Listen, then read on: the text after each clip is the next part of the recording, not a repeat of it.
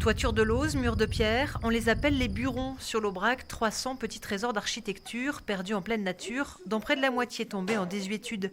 Un constat qui n'a pas échappé à Augustin et ses 3 frères, originaires de banlieue parisienne et depuis toujours amoureux du plateau. On a bien compris qu'il y avait quelque chose d'intéressant avec les burons, mais sans en être propriétaire. Nous, ce qui nous intéresse, c'est vraiment de travailler avec les propriétaires pour voir ce qu'il est possible de faire, chaque buron ayant après son identité. Celui-ci, par exemple, a plus servi pour le berger communal à garder et à soigner les bêtes ou à casser la croûte. D'autres burons, et la plupart d'ailleurs, ont servi à fabriquer du fromage. Pour la fratrie rassemblée en association, l'idée est simple, réhabiliter les bâtiments en privilégiant les énergies renouvelables et gérer l'accueil de touristes façon gîte rural en préservant l'esprit des lieux. Adeptes des 4 étoiles, passez votre chemin, ici on cultive l'authentique.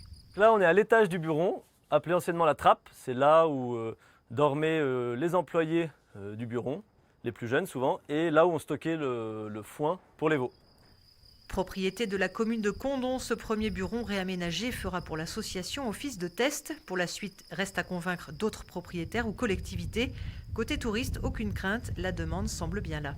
On vient chercher la beauté du paysage, on vient chercher le fait qu'il y ait personne à perte de vue. Il n'y a aucune, d'ici on ne voit quasiment aucune maison.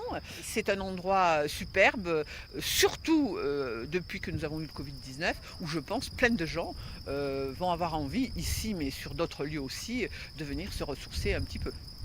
À terme, l'association souhaite créer un réseau de burons et développer des activités propres au territoire, stages de botanique, rando ou cours d'aligot pour vivre l'Aubrac rustique et insolite.